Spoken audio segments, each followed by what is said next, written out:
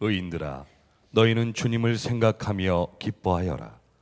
정직한 사람들아, 찬양은 너희가 마땅히 해야 할 일이다. 수금을 타면서 주님을 찬양하여라. 10줄 검은고를 타면서 주님께 노래하여라. 새 노래는 주님을 찬양하면서 아름답게 연주하여라. 주님의 말씀은 언제나 올바르며 그 하시는 일은 언제나 진실하다. 주님은 정의와 공의를 사랑하시는 분, 주님의 한결같은 사랑이 온 땅에 가득하구나. 주님은 말씀으로 하늘을 지으시고 입김으로 모든 별을 만드셨다. 주님은 바닷물을 모아 독에 담으셨고 그 깊은 물을 모아 창고 속에 넣어두셨다. 온 땅아, 주님을 두려워하여라. 세상 모든 사람아, 주님을 경외하여라. 한마디 주님의 말씀으로 모든 것이 생기고 주님의 명령 한마디로 모든 것이 견고하게 제자리를 잡았다. 주님은 문나라의 도모를 흩으시고 문민족의 계획을 무효로 돌리신다. 주님의 모략은 영원히 흔들리지 않으며 마음에 품으신 뜻은 대대로 끊어지지 않는다. 주님이 그들의 하나님이 되시기로 한 나라, 곧 주 하나님이 그의 기업으로 선택한 백성은 복이 있다. 주님은 하늘에서 굽어보시며 사람들을 낱낱이 살펴보신다. 계시는 그곳에서 땅 위에 사는 사람을 지켜보신다. 주님은 사람의 마음을 지으신 분, 사람의 행위를 모두 아시는 분이시다. 군대가 많다고 해서 왕이 나라를 구하는 것은 아니며 힘이 세다고 해서 용사가 제 목숨을 건지는 것은 아니다. 나라를 구하는데 군마가 필요한 것은 아니며 목숨을 건지는데 많은 군대가 필요한 것은 아니다. 그렇다. 주님의 눈은 주님을 경외하는 사람들을 살펴보시며 한결같은 사랑을 사모하는 사람들을 살펴보시고 그들의 목숨을 죽을 자리에서 건져내시고 굶주릴 때에 살려주신다. 주님은 우리의 구원자이시요 우리의 방패이시니 우리가 주님을 기다립니다. 우리가 그 거룩한 이름을 의지하기에 우리 마음이 그분 때문에 기쁩니다. 우리는 주님을 기다립니다.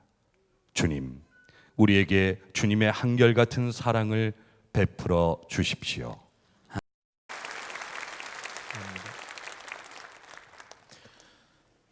여러분, 1년 우리 기독교 절기 중에 가장 중요하고 은혜로운 절기가 왔습니다. 고난주간 또 부활절입니다. 고난주간 부활절은 은혜 받는 절기이기도 하지만 우리가 하나님께 영광 돌리는 절기입니다. 그래서 설교는 인터넷 설교로 들으면 되지 이런 태도를 가지면 안 되는 절기입니다. 고난주간 십자가 부흥회, 또 성금요일, 또 부활주일 여러분들이 하나님 앞에 나와서 하나님께 영광 돌리는 절기라는 사실을 꼭 기억하시기 바랍니다. 이 한 주간 동안 우리도 은혜를 받지만 하나님께서 우리를 통하여 영광도 받으시는 그런 축복의 한 주간 되시기를 축원합니다. 이번 한 주간 동안에 하나님께서 우리들의 마음을 좀 만지셨으면 좋겠습니다. 또 주님은 그렇게 해 주실 줄 믿습니다. 고난주간이 이렇게 시작되는 오늘을 종료주일이라고 그렇게 말합니다. 예수님이 고난 받으시려고 예루살렘 성으로 들어가실 때 그때 예수님의 제자들이 종려나무 가지를 흔들면서 메시아를 맞이하듯이 그렇게 크게 하나님을 찬양하면서 예수님을 맞아들였던 날입니다. 그래서 종료주일이라고 이름을 붙였는데 이제 오늘부터 예수님의 십자가의 고난이 시작이 됩니다. 그래서 절기상으로 예수님이 크게 찬양을 받으신 오늘과 바로 이어지는 십자가 고난이 잘 어울리지 않는 듯 보입니다. 그래서 어떤 때는 종료주일을 특별하게 의미를 부여하지 않고 바로 고난주간으로 들어가 버리는 일도 있었습니다. 근데 예수님께서는 오늘 찬양 받으시는 일을 대단히 중요하게 생각하셨습니다. 성경에 보면 누가복음 19장에 예수님이 그렇게 찬양을 받으시면서 예루살렘 성으로 들어가실 때 그 자리에 있던 바리새인들 중에 몇 명이 대단히 분개하면서 예수님에게 제자들을 책망하라고 그렇게 말한 적이 있습니다. 그때 예수님께서 그 바리새인들을 향하여 말씀하시기를 저들이 소리 지르지 않으면 돌들이 소리를 지를 것이라, 그렇게 말씀을 하셨어요. 예수님께서는 그 찬양이 합당한 찬양이다, 반드시 올려져야 될 찬양이라 그렇게 인정을 하셨다는 뜻이죠. 실제로 종려주일 오늘은 하나님께 또 예수님께 우리 강력한 찬양이 올려지기에 정말 합당한 날입니다.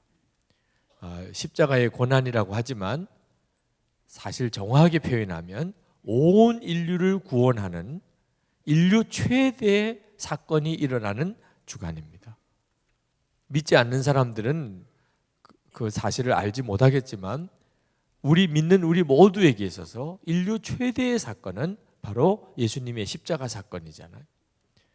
이 십자가로 인하여 온 인류에게 구원이 이루어졌지 않습니까? 그리고 주일에 예수님이 부활하시게 되는 날입니다.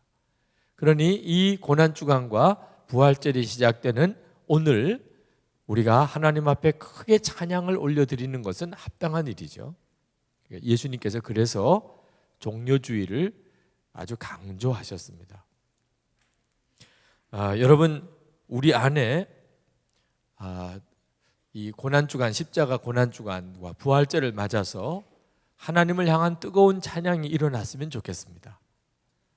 기도하면서 고난주간 준비하고 또 십자가 부흥회를 위해 기도하고 그리고 성금요일 또 부활절을 위해서 기도하면서 정말 우리가 하나님 앞에 뜨겁게 찬양해야 될 필요가 있겠구나 하는 마음이 들었어요.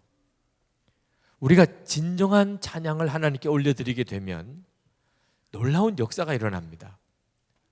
하나님이 기뻐하시는 건 당연한 일이시겠고 찬양하는 본인도 그렇고 그리고 주위에 있는 사람들도 다 놀랍게 변합니다. 지난 3월 18일에 우리 장로님들과 또 우리 찬양팀들과 논산훈련소 교회에 저녁 위문 예배를 갔습니다.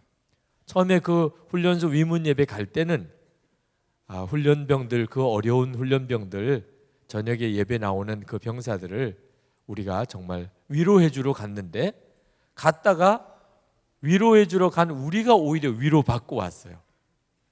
엄청났습니다. 엄청난. 그 훈련소 교회 예배가 우리 예배당과 거의 비슷합니다. 규모가. 그런데 그 예배당이 꽉꽉 차서 2부 예배를 드려야 될 정도. 5천 명이 넘는 훈련병들이 모여서 하나님을 찬양하는데 그냥 용광로 자체였어요. 용광로. 그 속에 앉아있는 우리 교회 교우들이 다 무슨 일인가 싶었습니다. 하나님을 찬양하는 그 열기가 대단했어요. 여러분이 사진에서 보시면서 그 분위기를 어느 정도 느끼실 수 있을지 모르겠습니다.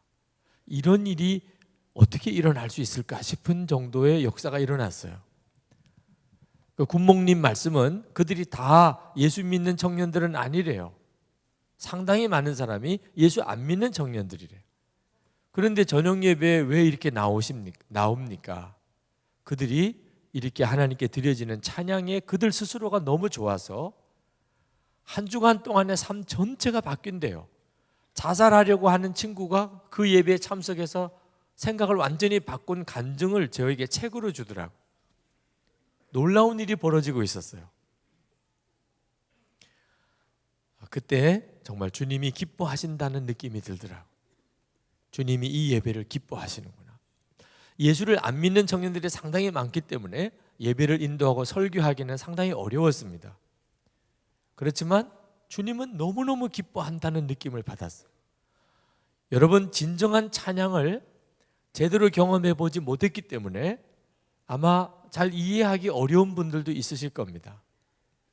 찬양은 놀라운 역사입니다. 다윗은 찬양하는 왕으로 유명한 사람이죠. 다윗에게 있어서 여러 가지 특징이 많지만 다윗의 찬양은 유명합니다. 다윗은 정말 찬양을 좋아하는 사람이었어요. 오늘 시편 33편도 다윗의 아주 강력한 찬양으로 시작합니다. 1절부터 3절을 보면 의인들아 너희는 주님을 생각하며 기뻐하여라. 수금을 타면서 주님을 찬양하여라. 새 노래로 주님을 찬양하면서 아름답게 연주하여라. 다윗은 목동 때 들판에서 혼자 양들하고 있을 때 그는 하나님 찬양할 생각을 했습니다. 누구 들어주는 사람도 없어요. 거기서 수금을 타면서 하나님을 찬양했습니다. 여러분, 하나님께서 얼마나 기뻤을까요? 그 들판에 아무도 없는데 오직 하나님을 바라보면서 다윗이 목동으로 하나님을 찬양하는 모습을 하나님이 어떻게 잊을 수가 있겠어요? 그래서 다윗을 이스라엘의 왕으로 그 들판에서 하나님이 택하셨죠. 다윗은 찬양에 유명한 일화가 있는 사람이죠.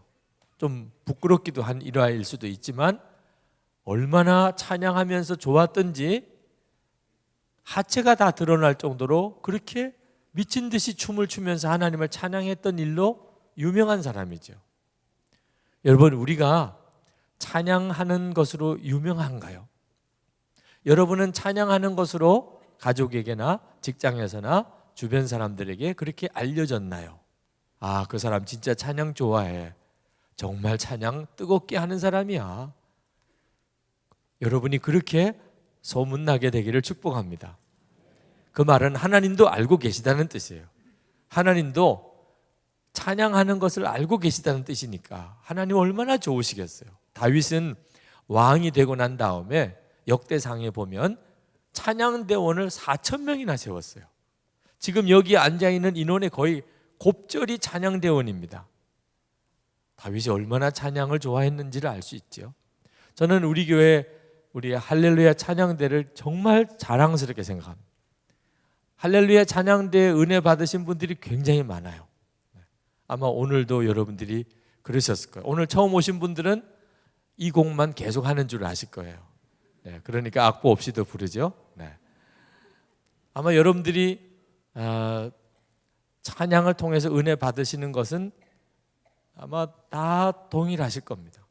저는 우리 할렐루야 찬양대원들이 좀 더 많아졌으면 좋겠어요. 여러분들이 이 자리에 있지 않고 찬양대 자리에 좀 앉으시면 좋겠어요. 저 뒤쪽에 앉아 계신 분들이 다 찬양대였으면 좋겠어요. 아직도 저 옆쪽에 빈자리도 있죠. 예배드리는 인원의 한 10분의 1은 찬양대였으면 좋겠어요. 다윗은 정말 그 이상의 열망을 가졌어요. 하나님께서 다윗을 좋아하실 수밖에 없었죠. 정말 다윗은 복받을 만한 믿음을 가지고 있는 사람이었습니다. 하나님을 알기 때문이에요. 다윗이 그렇게 찬양을 좋아했던 이유는 그가 하나님을 알았기 때문입니다. 정말 하나님을 알았기 때문에 그가 하나님을 기뻐했어요. 하나님이 너무너무 좋았어요. 하나님을 정말 알고 나면 그러면 어떤 형편과 처지에서도 찬양이 나옵니다. 다니엘의 세 친구들은 풀무불에 던짐을 받는 그 기가 막힌 두려운 순간에 하나님을 찬양했습니다. 욥은 자식들이 다 죽었어요. 모든 재산 다 잃어버렸어요. 그 끔찍한 재앙이 일어난 순간에 하나님을 찬양하겠다고 했어요. 사도들이 예수님 때문에 그가 매를 맞고 감옥에 갇히는 일이 있을 때 그들은 하나님을 찬양했어요. 어떻게 그럴 수 있죠? 하나님을 아는 사람은 그렇게 됩니다. 하나님을 알게 되면 그러면 하나님을 어떤 형편에서도 찬양하게 됩니다. 그건 놀라운 특징이에요. 세상에 죄 짓고 사는 사람 많습니다. 술꾼도 많고 도박꾼도 많고 사기꾼도 많고 형편이 좋은데도 늘 불평하고 늘 힘들다고 하는 사람들 많습니다. 이유는 하나예요. 하나님 모르기 때문에 그렇습니다. 하나님을 모르니까 그렇게 사는 거예요. 호세아 4장 1절에 보면 하나님의 탄식이 나옵니다. 이스라엘 자손아, 주님의 말씀을 들어라. 주님께서 이 땅의 주민들과 변론하신다. 이 땅에는 진실도 없고 사랑도 없고 하나님을 아는 지식도 없다. 하나님의 정말 기가 막힌 마음이 나옵니다. 하나님을 아는 지식이 없어요. 그래서 망하는 거예요. 6절에 보면 내 백성이 나를 알지 못하여 망한다. 여러분 슬프십니까? 하나님 몰라서 그래요. 여러분의 삶이 힘드십니까? 점점 무너지고 있습니까? 하나님을 몰라서 그렇습니다. 시편 33편에는 다윗이 하나님에 대하여 신앙 고백을 하고 있습니다. 4절부터 19절까지입니다. 4절에 보면 다윗은 하나님의 말씀이 모든 지식의 근본이라고 노래합니다. 5절에서는 다윗은 하나님은 정의로우신 분이고 한결같은 사랑의 하나님이라고 노래합니다. 6절, 7절에서는 하나님은 천지의 창조자시라고 노래합니다. 8절, 9절에서는 하나님은 삶의 질서와 가치의 근본이라고 노래합니다. 10절, 11절에는 하나님은 역사의 주관자시라고 노래합니다. 12절에는 모든 복은 하나님으로부터 온다고 고백합니다. 13절, 14절에는 하나님은 모든 사람을 낱낱이 다 보고 계시다고 고백합니다. 18절, 19절에는 하나님은 하나님을 갈망하는 자를 환난에서 건져주신다고 고백합니다. 다윗이 그냥 하나님 믿은 거 아닙니다. 다윗은 하나님에 대해서 너무나 많이 알고 있었어요.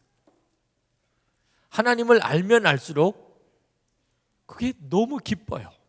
하나님이 그런 하나님인 걸 알고 나니까 모든 형편 가운데서 기쁨이 넘쳐요. 찬양 안 할 수가 없어요. 저는 말씀 전하는 사역을 합니다. 근데 말씀 전하는 사역이 이렇게 많아지다 보니까 때때로는 힘들 때도 있어요. 몸이 힘들 때도 있습니다. 그러나 저는 말씀 전하는 사역이 얼마나 큰 축복이라는 것을 압니다. 아무리 몸이 힘들어도 말씀 전하는 사역을 포기하고 싶은 마음은 없습니다. 이유는 말씀을 전하면서 제가 하나님을 너무나 놀랍게 알아가게 되기 때문입니다. 말씀을 전하기 위해서 준비하면서 또 말씀을 증거하면서 정말 모르던 하나님의 여러 가지 모습들을 알게 됩니다. 그 기쁨은 말할 수가 없어요. 명성교회 김서만 목사님께서 나이아가라 폭포를 갔다 오신 이야기를 하신 걸 들었습니다. 나이아가라 폭포 근처에 있는 호텔에 1박 하시면서 그 나이아가라 폭포를 보셨다고 그러셨는데 아침에 일어나서 호텔에 커튼을 젖히고 그 나이아가라 폭포를 보니까 가슴이 뛰더래요. 얼마나 그 폭포가 웅장하고 또 멋있는지 그 폭포 소리를 들으면서 가슴이 뛰는 감동을 받았대요. 그런데 폭포를 보면서 날이 환하게 해가 떠오르는 순간을 맞이했답니다. 사방이 그 넓은 곳이 다 벌겋게 물들어가기 시작하더래요. 해가 뜨는 모양이구나. 그리고 보니까 무지개 같은 햇살이 땅속에서부터 쫙 하늘을 덮더래요. 그러더니 곧 이글거리는 불덩어리 태양이 동쪽 편에서부터 떠올라 오는데 나이아가라 폭포는 아무것도 아니더래요. 그 떠올라오는 태양을 보면서 그렇게 감동적일 수가 없더래요. 그때 이야기를 하시는 것을 인상 깊게 들었습니다. 여러분, 하나님이 창조하신 자연도 이 정도라면 그걸 보고서 가슴이 떨리고 그 감동, 황홀함을 말할 수가 없을 정도라고 한다면 그것을 만드신 하나님을 알게 되면 어떻게 되겠냐 말입니다. 하나님을 아는 것만큼 중요한 게 없어요. 하나님을 아는 것만 가지고도 삶 전체가 바뀌어요. 그렇다면 다윗은 어떻게 하나님을 이렇게 알 수 있었을까요? 하나님이 가르쳐 주신 거죠. 하나님에 대해서는 우리가 연구해서 알 수 있는 대상이 아닙니다. 하나님은 하나님이 직접 당신에 대하여 가르쳐 주십니다. 그걸 계시라고 하죠. 다윗은 하나님으로 인하여 하나님을 알게 됐습니다. 그러면 왜 다윗에게는 그렇게 특별히 하나님에 대해서 하나님이 가르쳐 주신 걸까요? 다윗만 그런 건 아닙니다. 모든 사람에게 하나님은 당신이 보여주고 싶어 하세요. 하나님을 알게 하고 싶어 하세요. 그런데 왜 다윗만큼은 그렇게 하나님에 대해서 많이 알았을까요? 또 하나님이 정말 살아계신 것을 알았을까요? 다윗이 하나님에 대해서 갈급했기 때문입니다. 다윗이 늘 하나님에 대해서 사모했고 하나님을 갈망했던 사람입니다. 하나님이 그걸 아셨어요. 오늘 시편에도 나오지만 하나님이 우리 모든 사람을 다 눈여겨 세세히 살펴보고 계십니다. 18절에 보면 다윗이 이렇게 고백합니다. 그렇다. 주님의 눈은 주님을 경외하는 사람들을 살펴보시고 한결같은 사랑을 사모하는 사람들을 살펴보시고. 하나님은 누가 하나님을 정말 사모하는지 하나님의 사랑을 갈망하는지 다 알고 계세요. 오늘 여기에 계신 여러분들 하나님은 다 보고 계세요. 여러분 중에 누가 진짜 하나님을 갈망하는지 하나님을 사모하는지 하나님은 다 아세요. 내 마음 아실까? 걱정하지 마세요. 하나님 다 아십니다. 20절 22절까지 보면 하나님에 대한 다윗의 갈급함이 구구절절 나옵니다. 20절에 우리가 주님을 기다립니다. 21절에 우리가 그 거룩한 이름을 의지하기에, 22절 우리는 주님을 기다립니다. 다윗은 하나님에 대해서 관심이 없는 사람들을 이해할 수가 없었어요. 아니, 세상에 제일 중요한 분이 하나님이시고 하나님 알면 모든 것이 다 해결되는데 왜 하나님에 대해서 저렇게 관심이 없을까? 이미 우리가 읽었지만 시편 14편에 1절에 2절 3절에 다윗이 이렇게 말합니다. 어리석은 자는 그의 마음에 이르기를 하나님이 없다 하는도다. 하나님이 없다 하는 사람들은 완전히 바보예요. 다윗이 보기에는. 아니, 세상에 그렇게 어리석은 사람이 있어? 하나님이 없대니. 다윗이 왜 그렇게 안타까워할까요? 2절부터 3절에 보면 여호와께서 하늘에서 인생을 굽어 살피사 지각이 있어 하나님을 찾는 자가 있는가 보려 하신즉 다 치우쳐 함께 더러운 자가 되고 선을 행한 자가 없으니 하나도 없도다. 하나님을 찾는 자가 없는 거예요. 오늘 이 말씀이 혹시 여러분의 마음에 찔림이 되고 있는 분이 있으실 겁니다. 지난 한 주간 동안 하나님을 정말 찾으셨나요? 어떻게 하면 돈을 벌까? 어떻게 하면 성공할까? 어떻게 하면 문제를 해결할까? 우리가 한 주간 동안 분주하게 살았지만 하나님이 보실 때 하나님을 찾는다고, 정말 마음을 다하여 하나님을 갈망한다고 그런 삶을 살으셨나요? 하나님이 답답하신 겁니다. 하나님을 정말 갈망하는 사람에게는 하나님이 반드시 만나 주시겠다고 하셨어요. 다윗에게만 하신 거 아닙니다. 하나님은 다윗에게만 하나님을 보여주시고 싶으신 하나님 아니십니다. 예수님 믿는 우리 모두에게 다 하나님을 보여주고 싶어 하세요. 하나님을 알게 하고 싶어 하십니다. 예수님이 우리에게 하나님을 알게 해주시는 분이시기 때문입니다. 요한복음 1장 18절 말씀, 일찍이 하나님을 본 사람은 아무도 없다. 아버지 품속에 계신 외아들이신 하나님께서 하나님을 알려주셨다. 예수님, 하나님의 독생자이신 예수님께서 우리에게 하나님을 알려주시려고 오신 거예요. 그러니까 예수 믿으시는 분들은, 여러분이 예수를 믿으신다면 다 다윗과 같이 하나님을 알게 되어 있는 분들입니다. 다윗도 말입니다. 부활하신 예수님을 만났다고 베드로 사도가 요한복음 2장 25절에서 그렇게 설교하셨어요. 시편 16편 말씀을 가지고 베드로가 설교하기를 다윗도 부활의 주님을 만났어요. 그래서 부활이 있다는 것도 알게 되고, 그래서 다윗이 부활의 신앙을 가진 겁니다. 우리도 마찬가지예요. 예수님은 지금 우리 안에 계세요. 우리와 같이 계세요. 우리가 정말 하나님을 알기 원한다면 우리가 모를 수가 없어요. 요한복음 14장 21절 23절을 제가 한번 읽어드리겠습니다. 내 계명을 받아서 지키는 사람은 나를 사랑하는 사람이요 나를 사랑하는 사람은 내 아버지의 사랑을 받을 것이다. 그리고 나도 그 사람을 사랑하여 그에게 나를 드러낼 것이다. 23절에 예수께서 그에게 대답하셨다. 누구든지 나를 사랑하는 사람은 내 말을 지킬 것이다. 그리하면 내 아버지께서 그 사람을 사랑하실 것이요 내 아버지와 나는 그 사람에게로 가서 그 사람과 함께 살 것이다. 예수님 믿으시는 여러분, 하나님은 우리 안에 오셨어요. 다윗이 하나님을 알고 믿고 찬양하는 게 우리와 비교가 안 될 정도예요. 예수님 통해서 하나님을 알게 됩니다. 그 말은 우리가 다 신학 박사가 된다는 뜻이 아닙니다. 지식으로 안다는 뜻이 아니에요. 예수님으로 인하여 하나님을 알게 되는 것은 하나님에 대한 지식을 갖는 것과 비교 안 되게 놀라운 일이에요. 하나님 그분을 알게 되는 겁니다. 하나님 그분이 사람이 되셔서 우리와 함께 계세요. 그게 예수님이십니다.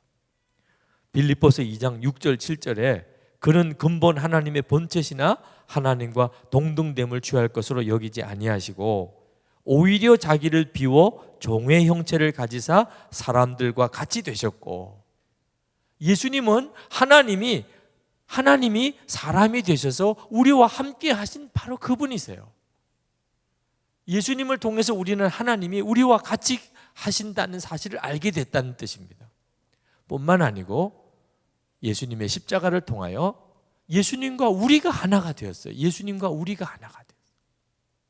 로마서 6장 4절 말씀에 그러므로 우리는 세례를 통하여 그의 죽으심과 연합함으로써 그와 함께 묻혔던 것입니다. 그것은 그리스도께서 아버지의 영광으로 말미암아 죽은 사람들 가운데서 살아나신 것 같이 우리도 또한 새 생명 안에서 살아가기 위함입니다. 여러분, 이번 고난주간에 반드시 받으셔야 될 은혜입니다. 예수님은 십자가에서 우리와 함께 죽었고 우리는 예수님의 부활과 함께 다시 살아났습니다. 예수님만 십자가에 죽으셨다가 부활하신 거 아닙니다. 예수 믿을 때 이제 우리도 동일하게 죽고 다시 사는 사람이 되는 것입니다. 이런 놀라운 일이 예수님을 통하여 우리 가운데 이루어졌습니다. 어린 아이에게 있어서 아버지에 대한 지식이 있으면 좋겠지만 그게 꼭 필요한 것입니까? 아버지가 나와 함께 계시다는 것 하나면 충분하죠. 우리가 지금 그렇게 되었다는 겁니다. 우리는 예수님을 믿으면서 하나님이 우리와 같이 계시고 우리가 하나님과 한 몸이 되었다는 놀라운 은혜를 받았다는 말입니다. 자, 여러분, 전도하면 이따금 하나님을 믿어? 보여줘봐. 보여주면 믿을게. 그런 사람들을 만나죠? 당황하지 마세요. 그런 사람들이 있으면 하나님 보면 믿을 수 있겠어? 그래, 그러면 나 봐. 그렇게 대답하시기 바랍니다. 나 봐, 나 보라니까. 예수 믿으면 그렇게 되겠다고 말씀하신 거예요. 하나님 보고 싶으냐? 예수 믿는 사람 보라는 겁니다. 예수 믿는 사람 안에 하나님이 오셨으니까. 요한복음 14장 16절 내가 아버지께 구하겠으니 그가 또 다른 보혜사를 너희에게 주사 영원토록 너희와 함께 있게 하리니 그는 너희와 함께 거하심이요 또 너희 속에 계시겠습니다. 아멘. 하나님은 절대로 숨어 계시기를 원하시는 하나님은 아니십니다. 하나님은 이미 다 드러나셨어요. 예수 믿는 사람들 안에 오셨고 예수 믿는 사람과 하나가 되셨어요. 그래서 세상 사람들은 우리를 보면서 예수님을 만나는 거예요. 고린도후서 3장 3절에 너희는 우리로 말미암아 나타난 그리스도의 편지니. 우리는 세상 사람들에게 그리스도의 편지예요. 우리를 보고 예수 그리스도를 읽는 거예요, 그 사람들이. 마태복음 5장 16절에 이같이 너희 빛이 사람 앞에 비치게 하여 그들로 너희 착한 행실을 보고 하늘에 계신 너희 아버지께 영광을 돌리게 하라. 예수를 믿는 우리들을 통하여 하나님은 사람들에게 만나지는 거예요. 놀라운 일이죠. 우리가 뭘 완벽한 사람이 되어서 그런 게 아닙니다. 예수님을 온전히 사모하고 갈망하는 사람에게는 누구에게나 다 이와 같은 역사가 주님으로 인하여 나타나는 거예요. 예수님이 나를 통하여 나도 알게 하시고, 그리고 내 주변에 있는 사람들에게 드러나시는 겁니다. 그래서 우리가 24시간 예수님을 바라보자는 거죠. 영성일기 쓰시라고 하는 것도 여러분이 정말 다윗처럼 항상 예수님을 바라보고 사모하고 갈망하는 삶을 살아보시라는 겁니다. 그러면 말씀이 그대로 이루어지나 안 이루어지나 여러분이 아시게 될 거 아니겠어요? 어느 집사님이 영성일기 쓰신 유익이 뭐냐고 말씀을 드렸더니 예수님이 내 마음에 계시다는 사실을 이제는 믿겠다고 그랬어요. 예수님이 내 마음에 계신 게 이제는 믿어진다는 거예요. 여러분, 우리가 하나님을 정말 알게 되면 그러면 모든 게 바뀝니다. 찬양이 달라져요. 하나님을 사랑하게 되고 하나님을 찬양하게 됩니다. 다윗과 같이 돼요.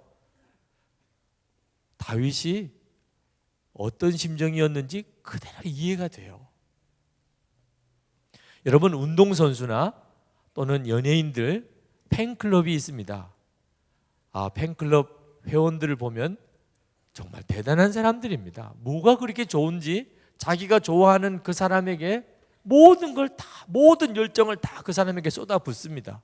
편지도 쓰고 선물도 보내고 어디 왔다 그러면 거기 일부러 많은 돈을 들여서 가서 그 사람을 그냥 한번 얼굴 보는 거예요. 소리 질러서 그 사람에게 환호성을 지르고 그 사람에게 정말 자기의 기뻐하고 사랑하는 것을 그 사람에게 쏟아 부어주고 그리고 돌아오는 거예요. 뭘 제대로 얻은 것도 하나도 없으면서도. 팬클럽 회원들 아시죠? 저는 하나님께도 팬클럽 회원이 있을 수 있다고 생각합니다. 하나님을 믿어도 똑같이 믿는 게 아닙니다. 하나님을 믿어도 무덤덤하게 믿는 사람이 있어요. 저도 하나님 믿습니다. 그런데 무덤덤한 사람이 있어요. 그런데 어떤 사람은 정말 하나님 팬클럽 회원이에요. 그 얼굴 보면 알지, 얼굴 보면. 좋아서 어쩔 줄을 몰라요. 하나님께 나와서 예배 드릴 때, 찬양할 때. 어떤 분들은 내내 인상만 찌푸리고 앉아있는 사람이 있어요.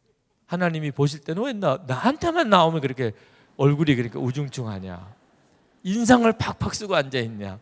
하나님도 참 난감하실 형편이시기도 하실 거예요. 예배만 드리면 인상이 찌푸러지는 사람. 그런데 반해서 늘 기뻐하고 찬양하는 사람이 있어요. 다윗과 같은 사람이 있단 말입니다.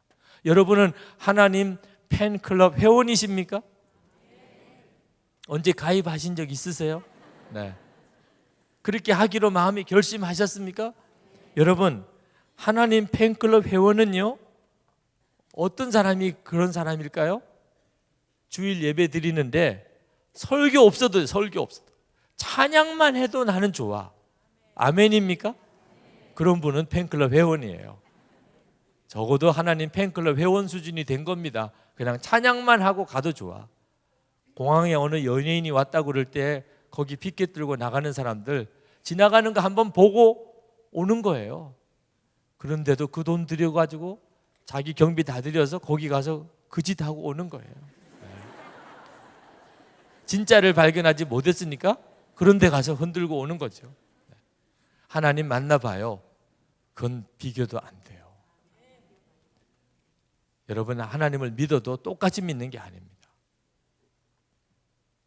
최근에 미국에서 동양인으로, 대만 사람이죠, NBA 미국 프로농구의 최고의 농구 스타가 된 사람, 제레미 린이라고 하는 선수가 있습니다. 이 사람이 하나님 팬클럽 회원이더라고. 그는 인터뷰할 때마다 먼저 하나님께 감사를 드립니다. 빼놓지 않고 고백합니다.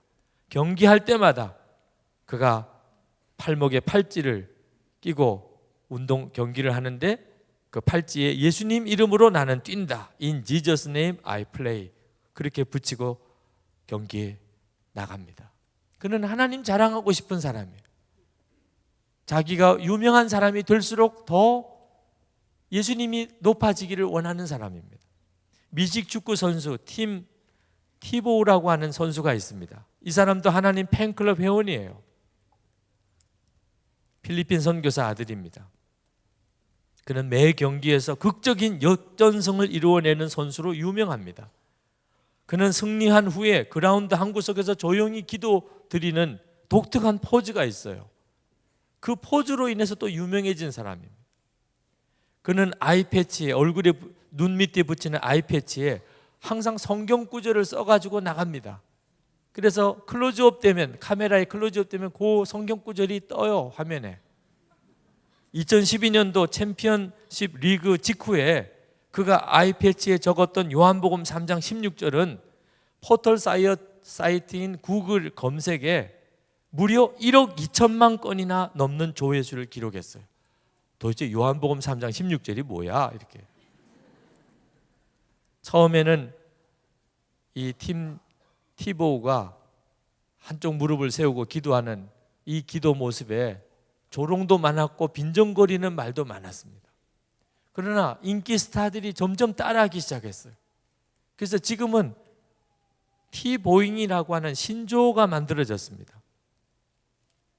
이 기도 세레모니에 참여하려고 tboing.com이라고 하는 웹사이트가 만들어졌어요.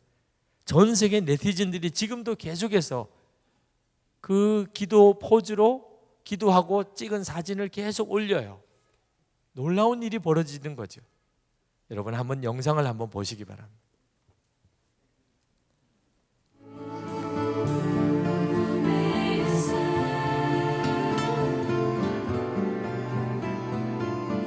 To the hill of the Lord, or who may stand?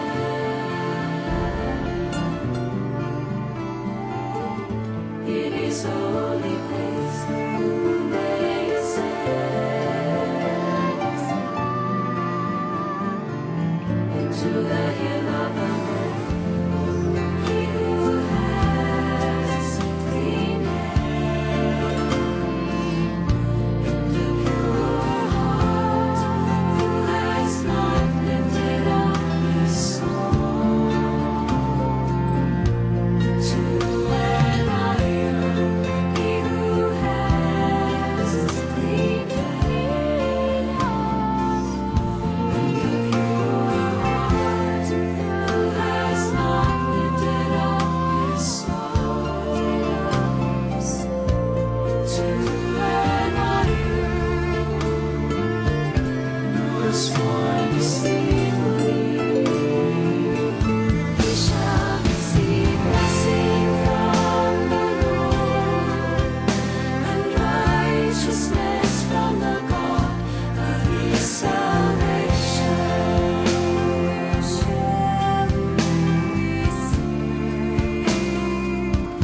He shall receive blessing from the Lord, and righteousness from the God of his salvation.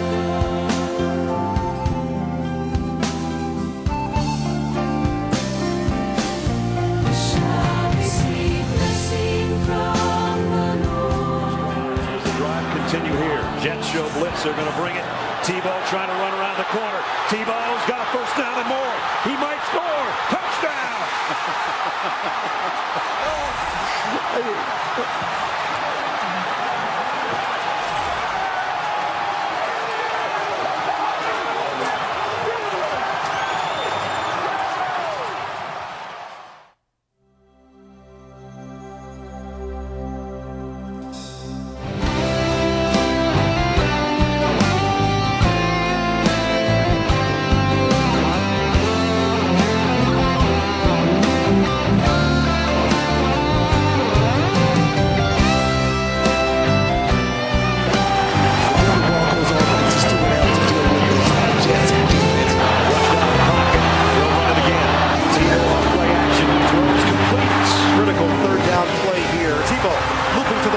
Tebow on the move, 10-yard line, 5-yard line. It's Tebow time! Touchdown!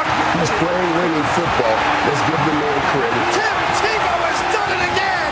Tebow throws. Touchdown Broncos! Tebow with a strike to put Denver right back in it. Tebow, deep ball, brought in by Decker. Kick on the way, And it is over in San Diego. Shaken on tackle.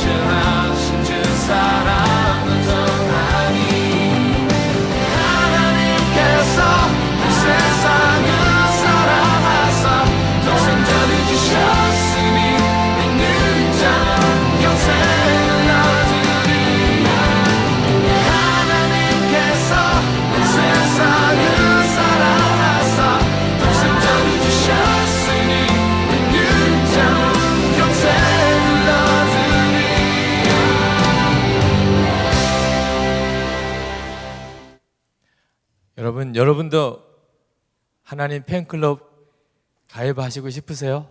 네. 오늘 하시기 바랍니다. 가입은 하나님께 직접 하시면 돼요.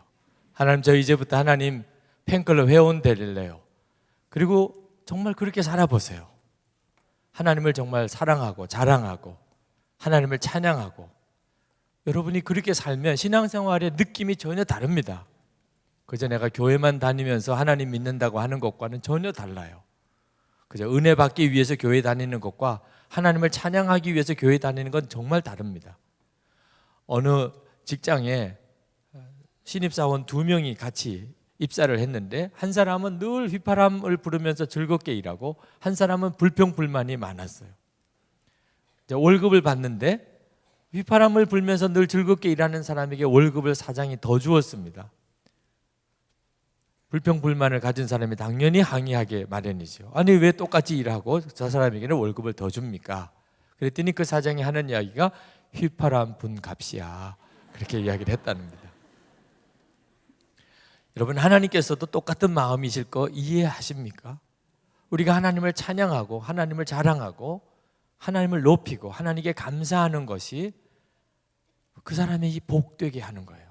그 사람의 삶 전체를 바꾸는 겁니다. 어느 여자 권사님이 암 치료를 받으려고 병원을 다니셨는데, 사실 병원 그러면 고통스럽죠. 항암 치료를 받아야 되는 곳이니까. 그런데 그 권사님은 그 병원에 가는데 그 병원 홀에 아주 너무나 멋있는 큰 샹드리에를 보셨답니다. 그때 어릴 때 그가 동화책에서 읽었던 파티를 생각했어요. 거기서 예수님과 함께 그 샹드리에 밑에서 춤을 추면서 파티를 하러 간다는 생각을 하기로 했습니다. 병원 갈 때마다 나는 예수님과 함께 춤추러 파티를 즐기러 가는 거야. 그가 암을 극복하고 치료받고 간증했어요. 자기에게 있어서 병원은 예수님과 함께 파티를 하는 즐거운 곳이었다는 거예요. 여러분의 마음속에서부터 주님을 찬양하는 마음은 여러분의 삶 전체를 바꿉니다. 여러분, 이번 고난주간 부활절은 정말 하나님의 팬클럽 회원에게는 이건 기가 막힌 날이에요. 구원의 축제입니다. 여러분들이 이번 고난주간 십자가 부흥회 성금요일 그리고 부활주일을 그렇게 맞이해 보세요. 나는 하나님의 팬클럽 회원이야. 오늘 성찬식을 합니다. 성찬식은 정말 하나님의 팬클럽 회원이기를 원하시는 이들에게는 이건 춤을 출 잔칫날이에요. 예수님과 우리가 하나이고, 예수님은 내 안에 거하시고, 주님은 보혈로 내 모든 죄를 사하시고, 그 놀라운 은혜를 성찬을 통하여 다시 한번 우리가 확인하고, 그리고 그 축복을 인하여 하나님께 영광 돌리는 시간입니다. 말할 수 없는 놀라운 축복의 시간이죠. 이제 우리 기도하고 성찬을 받으실 텐데, 여러분이 오늘 기도하실 때는 주님, 제가 정말 하나님의 팬클럽 회원 되기를 원합니다. 제 주변에 있는 모든 사람들이 나를 통하여 하나님의 살아계심을 보는 바로 그 삶을 내가 살고 싶습니다. 예수 그리스도 안에서 약속하신 이 놀라운 삶을 주님, 제가 정말 원합니다. 저를 통하여 저희 주변에 있는 모든 사람들에게 하나님이 증거되기를 원합니다. 그리 되게 해 주옵소서. 기도하시고 우리 성찬을 받겠습니다. 기도하겠습니다.